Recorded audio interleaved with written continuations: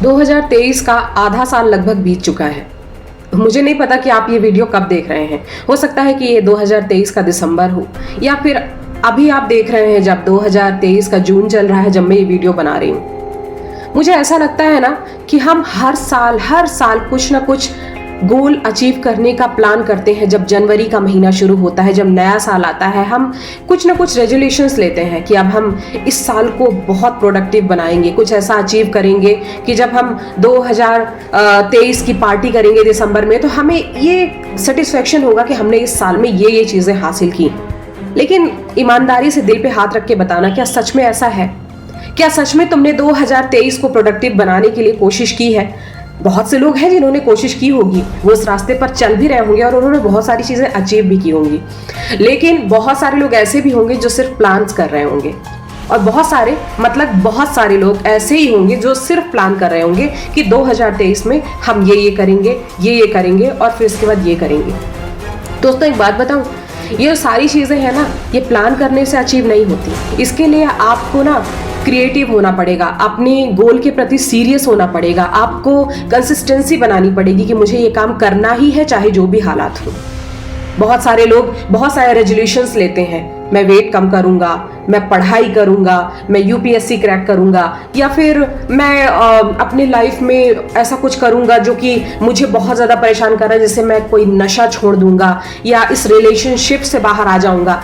तो देखिए, अगर आपको अपने जीवन में कुछ करना है ना, और उसको आप एक टाइमलाइन में बांध देते हैं और उस पर काम करते हैं, तो वो काम काफ़ी आसान होता है। क्योंकि हमारा जो ह्यूमन माइंड है, जो हमारा ह्यूमन नेचर है, वो कुछ ऐसा ही बना है। जब हम किसी चीज़ को एक टाइम लिमिट में बांध देते हैं ना, तो हम उस काम को बेहतर तरीके से कर पाते हैं। हम उसमें हम ज़्यादा सीरियस होते हैं, बशर्ते कि हम अपना टाइम पास करते रहें। ठीक है, हो जाएगा तो ठीक है, नहीं होगा तो ठीक है।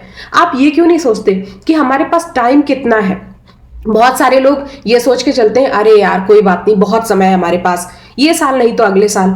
साल दर साल बीतते जाते हैं और अंत में उनके हाथ में कुछ नहीं लगता। फिर क्या होता है? फिर पछतावा, अरे यार काश मैंने टाइम रहते ये किया होता। पहले तो आप ये चीज समझिए कि आपके पास एक लिमिटेड टाइम है। अगर इस दिन को बीतना है तो उसके लिए 24 घंटे ही हैं, आपको 25वां घंटा नहीं मिल सकता।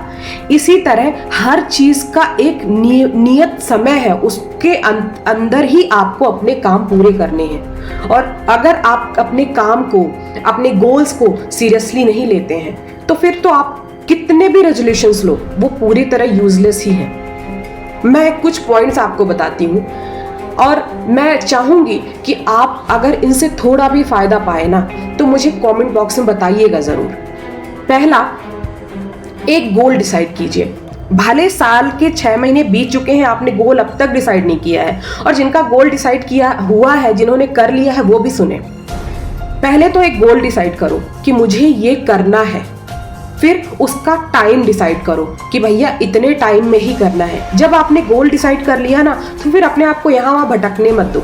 आपने रेस में दौड़ते हुए घोड़े को देखा होगा, उसके दोनों तरफ जो है ना साइड स्टॉपर लगा दिए जाते हैं, ताकि वो यहाँ वहाँ ना देखे, वो सिर्फ ट्रैक की तरफ देखे। अपने आप को भी वही घोड़ा समझिए और दोनों आंखों के दोनों तरफ बस ये सोचिए कि मुझे और कुछ नहीं दिखाई दे रहा, मुझे केवल और केवल अपना लक्ष्य दिखाई दे रहा, जो मुझे पूरा करना है।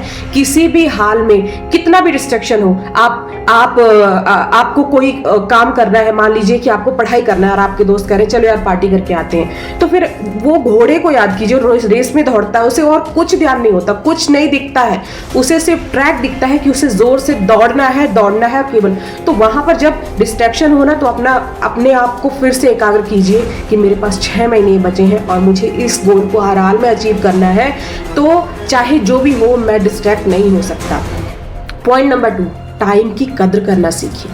बहुत से लोग ना जीवन में बातें तो बड़ी बड़ी करते हैं, लेकिन वो टाइम को इस तरह बहाते हैं जैसे कि वो हाथ की रेत हो, जैसे कि उसका कोई महत्व ही ना हो। याद रखिए, जिसने अपने जीवन में टाइम की कद्र नहीं की ना, टाइम भी उसकी कद्र कभी नहीं कर सकता। जिस तरह आप टाइम को वेस्ट करते हैं ना, उसी तरह टाइम भी आपको कुचलकर आगे बढ़ जाता है। और एक बात तो आपने हमेशा सुनी होगी कि गुजरा हुआ वक्त कभी भी वापस नहीं आता है। इसलिए अपने टाइम को, एक एक पल को बहुत सोच समझ कर खर्च कीजिए। बेकार में यहाँ वहाँ घूमते फिरते गपशप करते समय को कभी भी नष्ट मत कीजिए। आप ध्यान रखिए कि जब आप किसी से बात भी कर रहे हो ना, तो वो बात इतनी प्रोडक्टिव हो कि जब वो बात खत्म हो तब आपको उस बात के अंत में कुछ भी ऐसा मिले जो आपके नॉलेज को बढ़ाए, आपकी पर्सनैलिटी की ग्रोथ को बढ़ाए। इसलिए हमेशा याद रखिए, टाइम बहुत कीमती है और इसको बहुत ही सोच समझ कर खर्च करना चाहिए। पॉइंट नंबर 3, अपनी हेल्थ का ध्यान रखो। साल की शुरुआत में हम हमेशा ये रेजोल्यूशन लेते हैं कि हम अपने हेल्थ का ख्याल रखेंगे। बहुत लोग तो साल की शुरुआत में जिम की मेंबरशिप भी ले लेते हैं 10,000 20,000 देके कि हम जिम जाएंगे, बॉडी बनाएंगे, अपने हेल्थ का ध्यान रखेंगे। याद रखिए, सिर्फ जिम की मेंबरशिप लेने से आप हेल्दी नहीं हो जाते। जब तक आप कंसिस्टेंट नहीं होते अपने हेल्थ के प्रति, अपने खाने के प्रति, अपने एक्सरसाइज के प्रति, अपने सोने और उठने की रूटीन के प्रति, तब तक आप हेल्दी नहीं हो सकते। ये 6 महीने अगर आपने अपने हेल्थ पर ध्यान दे लिया तो आप बहुत कुछ अचीव कर सकते हैं। आपने वो चीज़ तो सुनी होगी ना कि एक स्वस्थ तन में ही स्वस्थ मन निवास करता है। अगर आपका शरीर ठीक है तो डेफिनेटली आपका मन, आपकी थिंकिंग प्रोसेस भी बहुत हद तक इम्प्रूव होगी। आप वो सारे काम करने के लिए सक्षम होंगे जिन्हें आप अभी तक टालते आए हैं। इसलिए अपने हेल्थ पर बहुत ध्यान रखिए। बहुत लोग ये कहते हैं कि हम तो वॉक करने जाते हैं, हम तो जिम जाते हैं, फिर भी हम हेल्दी नहीं हो पा रहे। एक चीज़ हमेशा याद रखिए, अगर सिर्फ जिम जाने से आप स्वस्थ हो जाते हैं ना, अगर सिर्फ जिम जाने से, तो यहाँ पे जितने पशु हैं ना, जितने भी घोड़े गधे हैं, वो सब हेल्दी हो जाते, वो सब इंसान हो जाते। याद रखिए, हम पशु नहीं हैं, हम इंसान हैं। हम कितना भी जिम जाएं, लेकिन अगर हमारी थिंकिंग प्रोसेस अच्छी नहीं है, हमारी खाने की हैबिट्स अच्छी नहीं है, हमारे सोने और उठने की प्रोसेस अच्छी नहीं है, तो हम कभी भी हेल्दी नहीं हो सकते। इसलिए अपने हेल्थ का बहुत ज़्यादा ध्यान रखिए। पॉइंट नंबर 4 बहुत इंपॉर्टेंट, बुक्स पढ़ना शुरू कीजिए। मैं अपने हर वीडियो में बुक्स पढ़ने पर बहुत जोर देती हूँ, क्योंकि मैं खुद भी बुक्स बहुत ज़्यादा पढ़ती हूँ और मैं इसकी इंपॉर्टेंस को समझती हूँ। मैं बार बार आपको एक सलाह देती हूँ कि किताबें जो होती हैं ना, किताबें पढ़ने के बहुत सारे जरिए हैं। आप ई बुक्स पढ़ सकते हो, आप मोबाइल के थ्रू बुक्स को सुन सकते हो, बड़ी सारी फैसिलिटीज़ हैं। लेकिन मैं आपको कहूँगी कि आप शांति से गैजेट्स को साइड में रखकर पेपर की बुक्स लेकर आइए, प्रॉपर बुक लेके आइए बाजार से और उस बुक को पढ़िए। आप एक बुक ही पढ़िए, साल में आप केवल एक बुक पढ़िए, लेकिन उसे ईमानदारी से पढ़िए। किताबें पढ़ने की हैबिट डालना बहुत ज़रूरी है। ये आपको, जो आपकी दिनचर्या बिखर जाती है ना गैजेट्स के पीछे भागते भागते, बुक्स बहुत हद तक आपको रिलैक्स फील कराती हैं। और बुक्स को देखने से आपकी आंखें भी खराब नहीं होती, उससे आपकी आंखें रिलैक्स होती है। इवन अगर आपको सोने की प्रॉब्लम है, नींद नहीं आती, तो आप बुक पढ़ करके अपने आप को रिलैक्स कर सकते हो।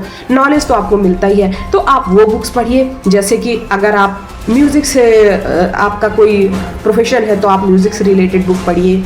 आपका दिमागी थोड़ा सा अशांत रहता है, दिमाग आपको उलझन रहती है, तो आप ऐसी किताबें पढ़िए जो आपके दिमाग को शांत करें। बड़ी सारी किताबें हैं, सर्च कीजिए और किताबें पढ़ने की हैबिट जरूर डालिए। याद रखिए, जितने भी सक्सेसफुल लोग हैं ना, वो किताबें ज़रूर पढ़ते हैं। किताबें हमारे जीवन में बहुत हेल्पफुल हैं। हमेशा हमेशा हमेशा इस बात को याद रखना है।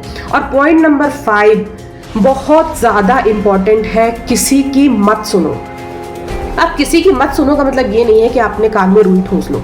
किसी की मत सुनो का अर्थ होता है कि जब हम लक्ष्य की ओर बढ़ रहे होते हैं ना, तो हमारे दिमाग में बहुत सारा डिस्ट्रैक्शन होता है, हम बहुत कंफ्यूज हो रहे होते हैं, क्योंकि लोग हमें तरह तरह की सलाह देते हैं, क्योंकि हम लोगों से तरह तरह की सलाह मांगते हैं कि यार ये हम जो कर रहे हैं ये सही है, ये सही तो होगा ना, इसका ये परिणाम क्या होगा। जब तुमने गोल डिसाइड कर लिया है तो तुम पूरी दुनिया से क्यों पूछ रहे हो? जब तुमने लक्ष्य निर्धारित कर लिया है तो तुम पूरी दुनिया से सलाह क्यों ले रहे हो? तुम इतने समझदार तो हो ना कि मैंने जो तय किया है वो मेरे लिए सही होगा।